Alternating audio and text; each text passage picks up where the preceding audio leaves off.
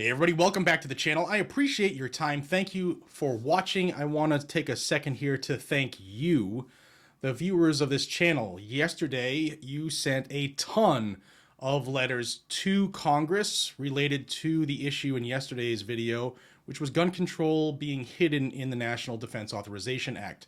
Way to go. We have to keep doing this stuff.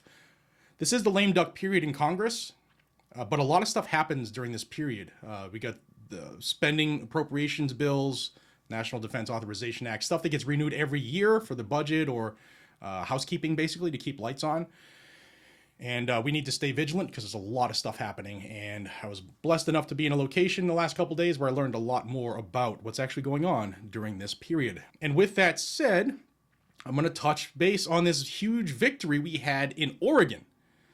Now, I've done several videos about the plethora of federal lawsuits. There were 4 federal lawsuits against Oregon and Measure 114. And that, if you don't remember, that is what's being called some of the most aggressive gun control of this generation in that area. And that was a permit to purchase program, forced training, and a magazine ban. It was a way around the Constitution where they opened it up to vote on the ballot, and it just got enough because of the people who live in the liberal-controlled cities. However, it did pass, and since it passed, like I said, 4 federal lawsuits were filed, and what happened is GOA said, and actually I can't show you the text thread, but they reached out to me, Rob Olson, one of their attorneys, said, hey, there's a logjam in the federal court. We're going to think outside the box. We're going to go to state court and see if we can get it done that way. Well, guess what?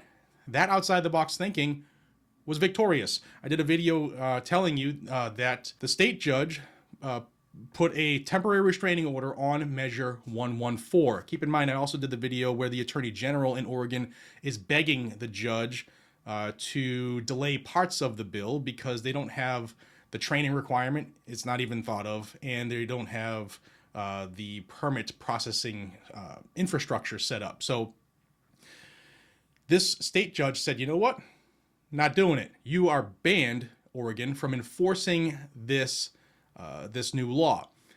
And then almost immediately, Oregon appealed to the state Supreme Court because this law was supposed to go into effect this morning at midnight. Today is the 8th, right? Yeah, today's the 8th. So it was supposed to go into effect this morning at midnight.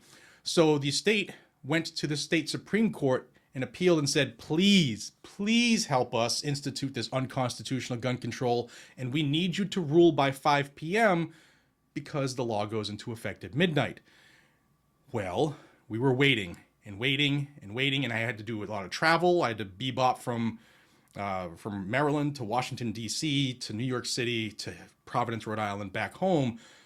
And while I was in my travels, the judge in Oregon, well, the state Supreme Court in Oregon, which is 3 hours behind me time-wise, they said, no, we're not going to overturn this temporary restraining order, and you're not going to get your ability to enforce this at midnight. So that is a huge victory because we're talking about Portland, guys and gals. We're talking about Oregon, where they do not like firearms. They do not like the freedoms that some of us, most of us here, enjoy. And I'm just stoked to see that the state judge said, you know, no, this isn't cool. This is not following the way that Bruen said things are supposed to be done.